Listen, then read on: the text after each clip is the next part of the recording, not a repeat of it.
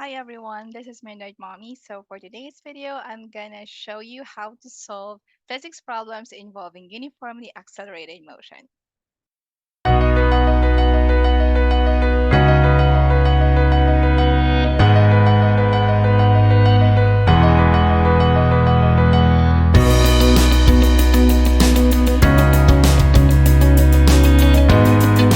So before we go to some examples, let me just show you first in which cases you can use these equations for. So UAM equations are actually used only if the acceleration is considered constant in the problem. So that means the acceleration is considered to be not changing in the entire problem. Of course, although we know that in reality, acceleration is actually changing all the time, but in this case, for to make our problem simpler and to make it easier to solve, we assume here that the acceleration is constant. We also use the UAM equations in any of these three possible scenarios. So the first one is that if the objects are moving along the horizontal plane. So for example, you have a car that is moving along the highway. So that one is considered to be a motion along the horizontal plane. In the second scenario, we can also use the UAM equations to solve for problems involving vertical motion. So in this case, we assume that we have falling objects. So the third case is what we call as objects in projectile motion. So when you say projectile motion, it's a combination of horizontal and vertical motion. So it's just like having a rock that you throw on the river. So as you throw the rock, it moves horizontal, but at the same time, it also moves downward. So that is projectile motion. So in all of these three cases, you can use the uniformly accelerated motion because in all these cases, we assume that the acceleration is constant or it's not changing. Okay, so what I have here now would be the UAM equations. Now we have four different equations that we use for this purpose, but I'm not going to show you how these equations are derived. So in this video, I'm just going to show you how to use these equations. So most probably your teacher would give you a list of the formulas that you will use for solving such problems, or maybe your teacher would also ask you to memorize it. I would probably make a separate video on how the equations are derived, but for this video I'm just going to show you how to use them in problem solving. So first I'm going to show you the variables that we will be using for all these equations. So we have here v sub f, which is the final velocity. We have here v sub I, which represents the initial velocity. We have here d, which represents the distance or the displacement. We have a here for the acceleration. So always remember that in this case, we always assume that the acceleration is constant. And then we have here t for time.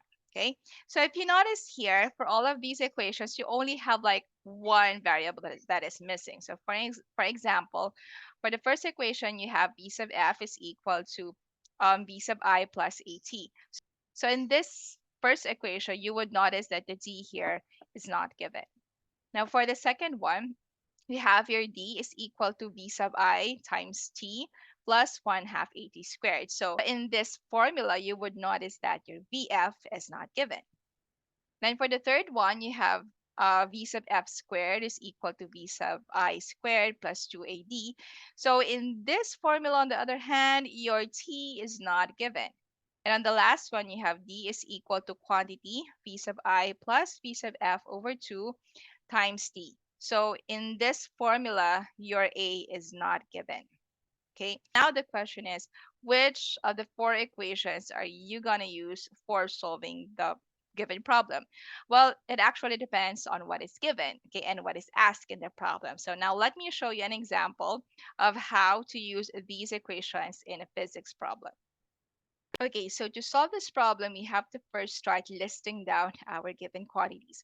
Now, also take note that in physics, in most physics problems, there are instances wherein not all the given quantities are explicitly stated. So some of them you have to really understand the problem and then try to figure out which would be the quantities that are not directly stated, but you can have a certain value for it. So let me show you what I mean by that.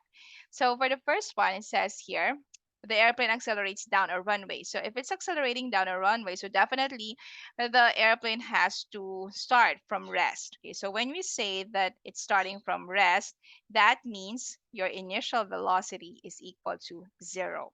Okay, for any object that starts from rest, the initial velocity is always equal to zero. And then you have here an acceleration which is given. Okay, so how do I know that this one is the acceleration? Well, a good measure here is that you have to look at the unit. Okay, so the unit is given in meters per second squared. So that means this one pertains to your acceleration.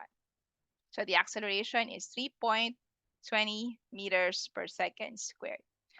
Okay, and then you have here a given time. 4 says here 32.8 seconds. So the time is 32.8 seconds. Okay, until it finally lifts off the ground. So we don't know what is the final velocity. There was nothing stated here. And then what is given here is that we have to determine the distance before takeoff. Okay, so now we are looking for the distance. Okay, so now that we have the given quantities here and the unknown quantity, we will now compare this to our list of formulas. So I have listed down the four UAM equations here. So now we have to choose.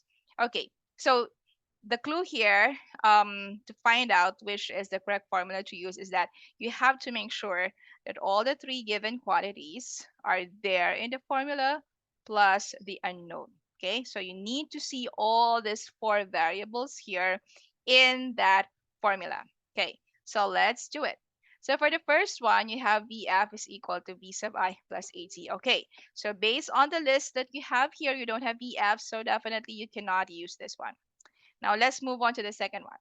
And for the second one, you have D. Okay, so you have D here on the list. You have V sub I. Yes, you have that. And then you have T, the time. Yes, it is. It is there. And then you have A, the acceleration is also given here. Okay, so therefore, the second one, you can use this formula. Okay, so now let's see. Are there other formulas that we can use? Okay, let's give it a try. So if you will look at the third one, so the third one definitely has a VF here, which is something that we don't have in our list. So that means we have to take this out. Okay, so we cannot use that one. And then for the last one, you have D is equal to V sub I plus V sub F over 2 times 3. Again, if you notice, you have VF here, which is again not listed in our list here. So therefore, we cannot use this one. Okay, so definitely we will now use the second formula. So that is D is equal to V sub IT plus 1 half AT squared. Okay, now the next step is to determine which of the variables here is equal to zero. Now, why am I saying this? It's very important because it can really save you a lot of time in problem solving. Okay, if you can first identify which of the quantities here is equal to zero. Now, based on the given, the quantity that is equal to zero is your V sub I. Okay, so since this one is equal to zero, therefore the V sub I here in this formula, since this one is multiplied by T, we can now eliminate this one because it's just equal to zero. Remember, if you multiply zero to any number, it's just equal to zero. Okay, so now that makes our formula simpler, right? You don't need to spend more time in substituting value of v sub I and then t. Okay, so it saves you a lot of time, especially when you are under pressure when you're solving the problem. Okay, so now we can simplify our formula as d is equal to 1 half at squared. Okay, so now that we have this, all we need to do is just to substitute. So this is d is equal to 1 half, and then the acceleration is 3.20 meters per second squared. And then for the t, you have here 32.8 seconds, and then you just need to get the square root of that. Now, if you notice, I have written my unit here for meter per second like this because later on I'm going to show you that this second squared will be canceled. Okay, so now let's do that. So you have d is equal to 1 half. You have 3.20 meters per second squared. Now if we will get the square root of 32.8 squared, okay, so let's use the calculator for that purpose. 1000 075.84. Oh, by the way, if you're solving, sometimes you don't really have to show all of this, okay? But I'm just showing you here for this purpose so that you'll understand how it was solved. So as you can see here, the second squared now will be canceled out, okay? Remember, if we have a unit that appears in the numerator and in the denominator, they will be canceled because they're just equal to 1. Okay, so now we have this. Okay, so now we'll continue with our calculation. Okay, so now let's multiply the t squared. Okay, let's multiply the time by 3.20. Okay, then I press equals and then multiplied by 1/2, or you can multiply this by 0.5, or the other way is just to simply divide this by 2. It will just give you the same answer, okay? So for this one, we have 1721.344. So we can just simply round this off. We can round this off to the nearest whole number. So that's 1721 meters. Okay, there you go. So this is the answer to the first problem. Okay, so therefore, the airplane has traveled around 1,721 meters before takeoff. So for the second problem we have here, a bike accelerates uniformly from rest to a speed of 7.10 meters per second over a distance of 35.4 meters. So determine the acceleration of the bike. Okay, so to solve this problem, first thing is, again, we have to list down all our given quantities. Okay, so that you will not miss out on anything. Make sure that you have read the problem word per word. Okay, so a bike accelerates uniformly. So it says here you have a uniform acceleration, so therefore you can use the UAM equations. And then it says here from rest. So remember, all objects that start from rest, it means that your initial velocity is always equal to 0. And then it says here to a speed of 7.10 meters per second. Okay, so in here, since the object did not change its direction, so we're assuming that because there's nothing stated here on the problem that the object changed its direction. So we can say here that the velocity and the speed is just the same. Okay, so in this case, we can have the speed here as your final. Okay, this one now becomes your final velocity. Okay, so the final velocity, which is equal to 7.10 meters per second. Okay, over a distance of 35.4 meters. So you're given with a distance of 35.4 meters. Okay, so the question is we have to determine the acceleration of the bike. Okay, so the acceleration of the bike is unknown. Okay, so again, how do we choose for the correct formula for this one? We have to make sure that all of these variables are given in the formula. Okay, so let's do the first one. So for the first one, you have VF is equal to VI plus AT. Now, if we will take a look at our list here, we don't have the T. Okay, we don't have the time, so we cannot use this one. For the second one, you have d is equal to VIT plus 1/2 AT squared. So again, we don't have the time here in our given, so therefore we cannot use this one. Okay, now let's look at the second one.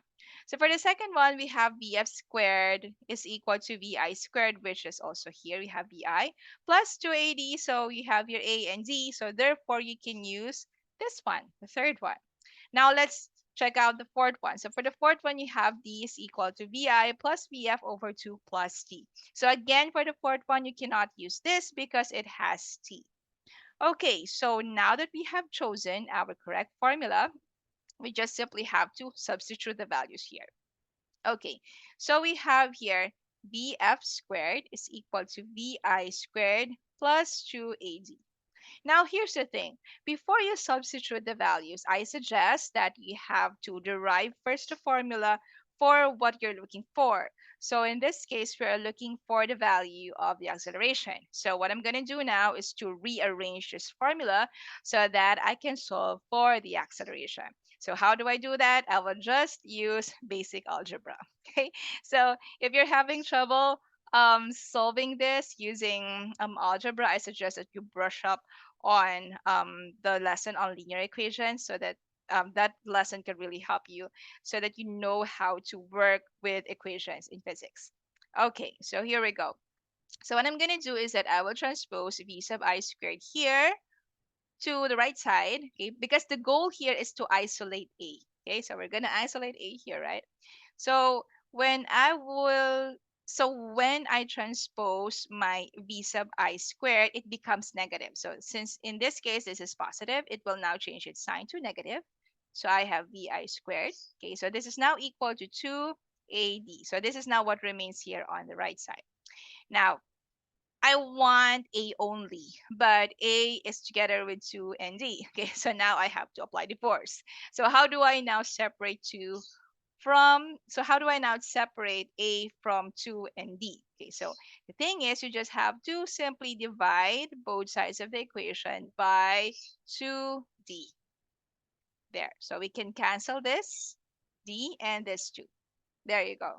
Okay, so now we have, okay, so if I'm going to rewrite this now, I'm going to have A here on the left side.